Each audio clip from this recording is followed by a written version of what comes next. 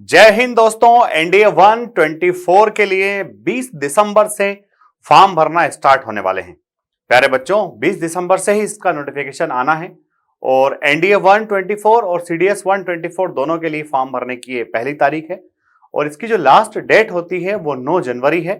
तो बच्चों, last date का वेट आपको नहीं करना है, पर फॉर्म भरने की जल्दबाजी भी आपको नहीं करना है। अगर आप एनडीए का फॉर्म भर रहे हैं तो सबसे पहले इस वीडियो को देख ले। ऐसे बच्चे जिन्होंने पिछली बार एनडीए का फॉर्म भरा था उन लोगों के लिए अलग प्रक्रिया रहेगी और ऐसे बच्चे जो पहली बार एनडीए का फॉर्म भर रहे हैं उनके लिए अलग से प्रक्रिया रहेगी। तो प्यारे बच्चों, आपको एनडीए का फॉर्म भरने के लिए सबसे पहले upsc.go.in पर जाना है और यूपीएससी की इस वेबसाइट पर जाने के बाद में आप देखेंगे कि यहां पर आपको एक ऑप्शन दिखेगा, that is one time registration. अगर आप इस वन टाइम रजिस्ट्रेशन पर क्लिक करते हैं तो इस तरह से आपके सामने एक डैशबोर्ड ओपन हो जाएगा। इस डैशबोर्ड में दोनों ही ऑप्शंस आ रहे हैं मेरे प्यारे बच्चों। एक ऑप्शन आपको दिखाई दे रहा है ऑलरेडी रजिस्टर्ड का और दूसरा ऑप्शन दिखा रहा है न्यू रजिस्ट्रेशन का। तो ये दोनों अलग अलग चीजें हैं। ऑलरेडी रजिस्टर्ड उस बच्चे के लिए है जिसने आज से पहले भी यूपीएससी की वेबसाइट पर अपना खुद का रजिस्ट्रेशन कर रखा है या जिसने पहले किसी और एग्जामिनेशन के लिए फॉर्म भर रखा है। और न्यू रजिस्ट्रेशन उन बच्चों के लिए है जो पहली बार ही यूपीएससी की किसी एग्जाम में बैठने वाले हैं, यूपीएससी का एग्जाम पहली बार देने वाले हैं। तो सबसे पहले मैं बात उन बच्चों को बता देता हूं जिन बच्चों ने ऑलरेडी रजिस्ट्रेशन किया हुआ है। तो ऑलरेडी रजिस्टर्ड बच्चे को क्या करना है?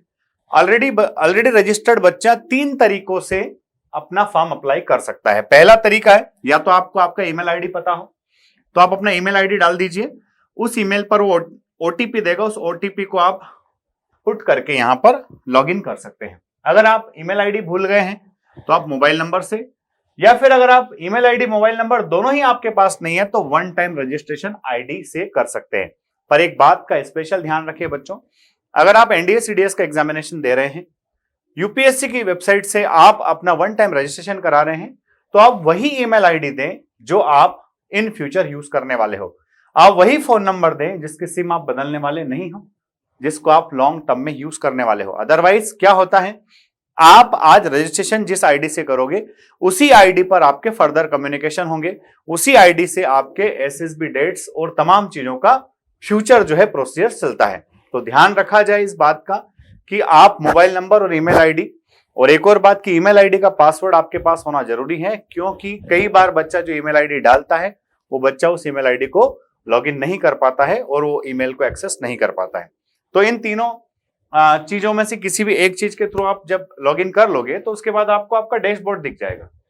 और बच्चा, जब डैशबोर्ड आप देखोगे तो इस डैशबोर्ड पर आपको है ना पर्सनल डिटेल्स आपकी वहां आपको दिख रही होगी। आप उनको वेरीफाई कर लीजिए कि कोई चेंज तो नहीं करना है। अगर चेंज करना है तो ध्यानपूर्वक करें, एक ही बार मौका मिलता है। उसके बाद में आप देखेंगे अप्लाई टू एक्टिव नोटिफिकेशन। तो आपके डैशबोर्ड में जब आप घुसोगे तो आपको एक्टिव नोटिफिकेशन दिखेगा, आपको एनडीए का एक्टिव नोटिफिकेशन दिखेगा। आप उस एनडीए के लिए अप्लाई करके अपने एप्लीकेशन के सबमिशन का स्टेटस वहां पर देख लें। अब हम बात करते हैं नए बच्चों के लिए, जो बच्चे पहली बार रजिस्ट्रेशन कराने जा रहे हैं, फर्स्ट टाइम एनडीए का एग्जामिनेशन देंगे।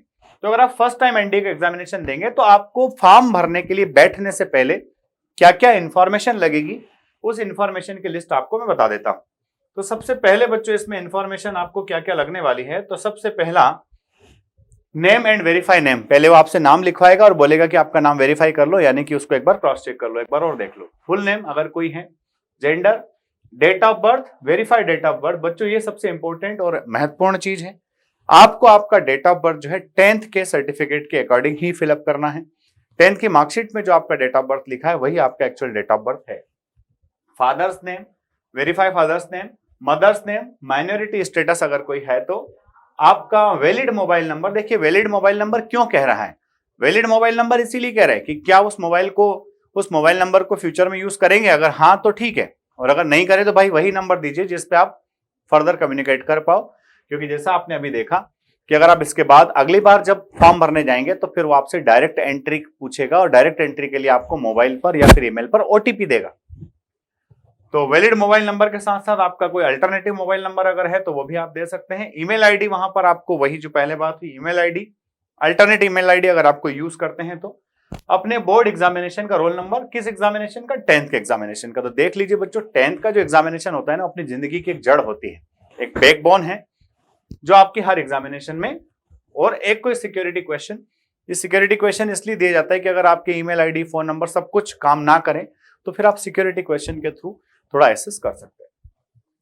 तो ये हमारे उन बच्चों के लिए इंफॉर्मेशन है जिन्होंने पहली बार रजिस्ट्रेशन करने जाना है। ये सारी चीजें उनको भरना पड़ेगी। स्पेलिंग्स को ध्यान से भरें। डेट ऑफ बर्थ बड़ा इंपॉर्टेंट रोल प्ले करती है, वो वही भरें जो आपके 10th के सर्टिफिकेट में है। अगर आधार कार्ड में अलग है तो उसको 10th के अकॉर्डिंग करा लें। ऑलरेडी रजिस्टर्ड के लिए पहले बता ही दिया है। वेरिफिकेशन के लिए चूंकि यूपीएससी ने आपको तमाम सुविधाएं दे रखी है कि अगर कोई चीज गलत है तो उसको आप क्रॉस चेक कर लो, तो वेरिफिकेशन के टाइम पे भी वो सारी चीजें आपसे वेरीफाई कर रहा है, आपका नाम, फादर्स नेम, मदर्स नेम, सब कुछ। और बच्चों, एक अगर आपको न्यू पासवर्ड सेट करना है तो नया पासवर्ड सेट करने का ऑप्शन भी वो देता है, तो ध्यान रखिएगा। ये बहुत ही इंपॉर्टेंट पड़ाव है आपके करियर का, आपकी जर्नी का। किसी भी एग्जामिनेशन का फॉर्म फिलअप करना जो है उतना ही सिंसियर काम होता है जितना सिंसियरिटी से हम एग्जामिनेशन के दौरान ओएमआर शीट भरते हैं। तो खूब अच्छे से प्रिपेयर हो जाइए, जल्दी से फॉर्म भर दीजिए।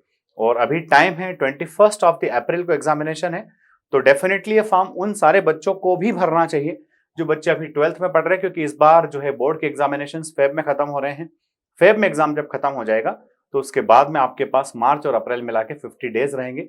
इन 50 डेज में भी आप काफी कुछ प्रिपरेशन एनडीए के लिए कर सकते हैं। और हाँ, अगर वीडियो अच्छा लगा है तो इसको लाइक, शेयर, सब्सक्राइब करना ना भूलें। साथ ही फोर्स डिफेंस एकेडमी का इंस्टाग्राम चैनल भी है, उस इंस्टाग्राम चैनल को आप जो है सर्फ करके, सब्सक्राइब करके वहां भी हमारी प्रोग्रेस रिपोर्ट देख सकते हैं। जय हिंद, जय भारत, इंकलाब जिंदाबाद। Wish you good luck. जय हिंद।